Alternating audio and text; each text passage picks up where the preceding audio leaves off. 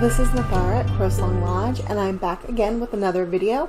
I apologize for my brief absence. I had some technical issues with my computer, and so that's what happened. So today I wanted to talk about a topic that's really near and dear to me, which is why I have been putting it off for over a year now.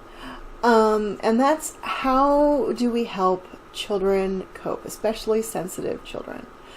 And one of the reasons why I want to talk about this is because more and more I've been having clients and friends come to me, and they talk about how their daughter or their son is really struggling and they're having a hard time, and it feels like they're just getting overwhelmed and they don't know how to help this child. And I really identify with those children a lot, in a lot of ways. Not all of the ways. I'm not a child anymore, but I remember being there as a child, and I was really, really very lucky because my mother was a psychic and she was a metaphysician and she did know what she was doing. And so coming from that background, I kind of have the experience of having been there myself and knowing what worked for me, and then being able to share that experience as well. And so I really, really want to talk about it because a lot of times there's a lot going on, especially in this community. We come to this community as adults, mature adults, who have kind of learned that a lot of what we were told growing up and as teenagers and young adults was not entirely true. And now we're looking for a new way to do things. And teaching our children our more accurate understanding of the world that we're now learning can seem really complicated. We don't want to do to our children what was done to us and then have them have to relearn everything when they're in their 20s, 30s, 40s, or 50s.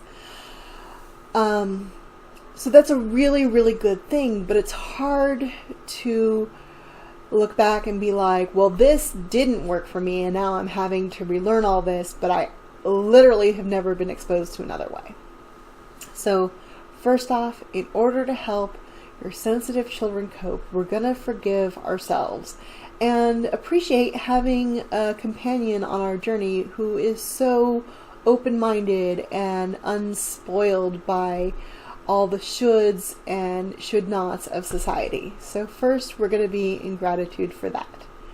And then we're also going to be sympathetic because they haven't learned their selves as well as we have, and they haven't learned how other people work as well as we have.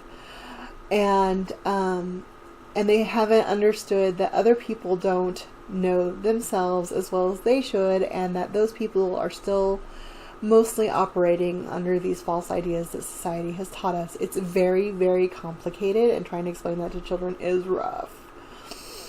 A lot of times we don't understand where the sensitivity that children are experiencing is coming from. As adults, we really want to classify ourselves.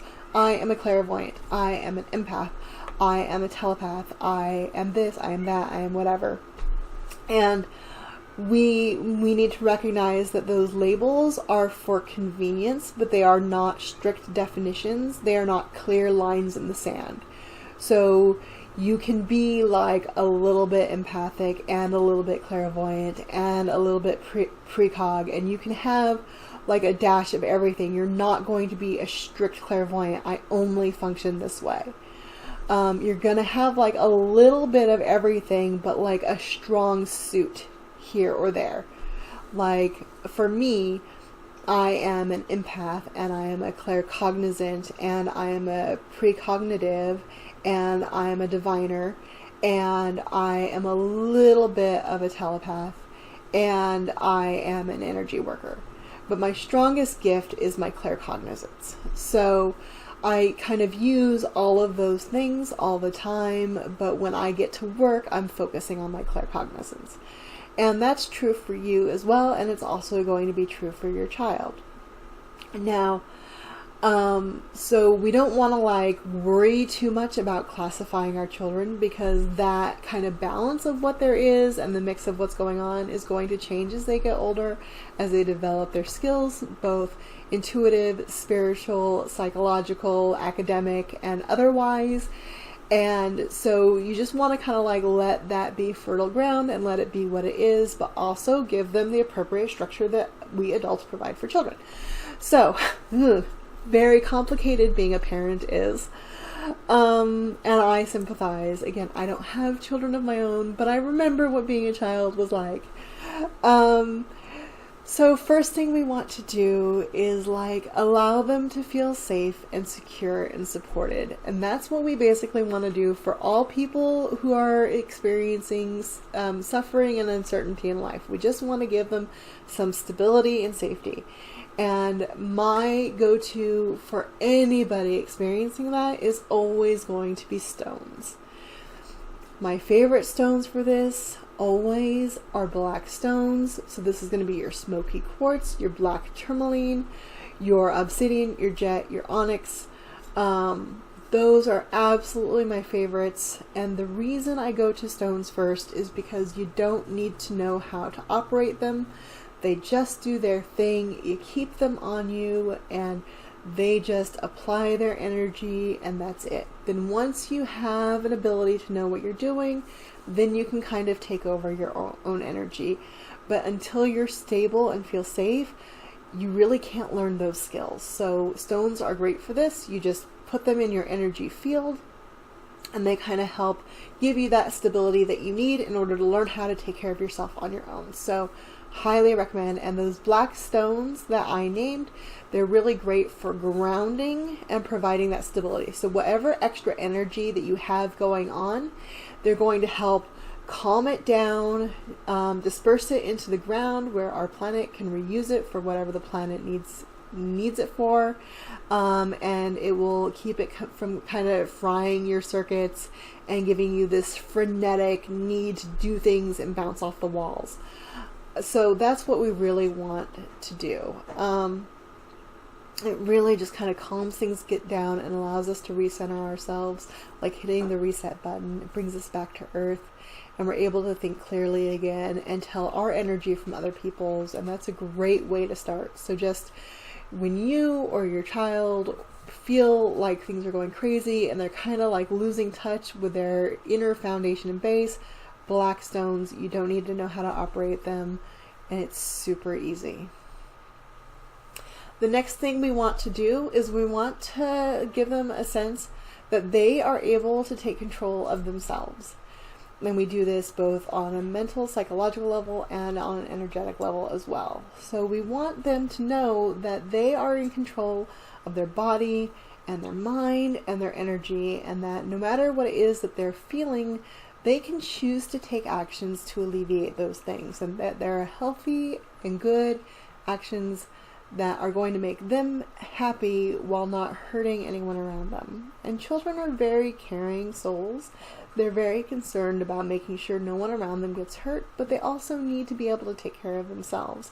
And just like adults, they want to be able to be independent and make sure those things happen. So giving them that power and resource to do that is very, very helpful. And again, this applies to adults as well. So regardless of if your child is 6 or 16, this is going to help. So this is where we start teaching them how to ground and center, and also shields as necessary. I have other videos on my channel that I will link to in the description if you don't know how to do these things.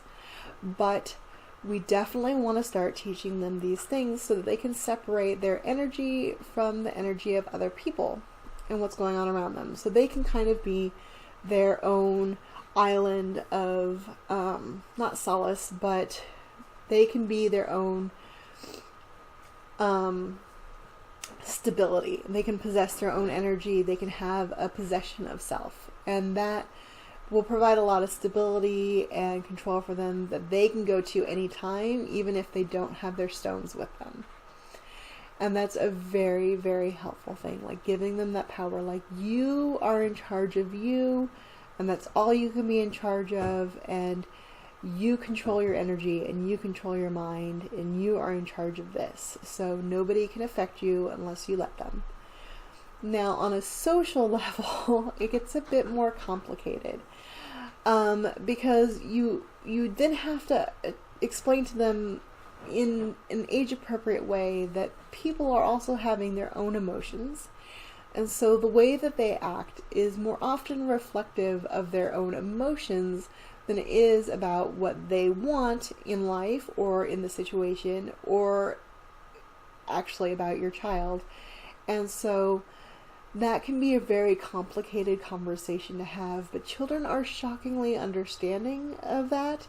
They can really understand that sometimes people are not cranky because they're actually mad at your child, but because they need a snack, because they experience that crankiness themselves as well.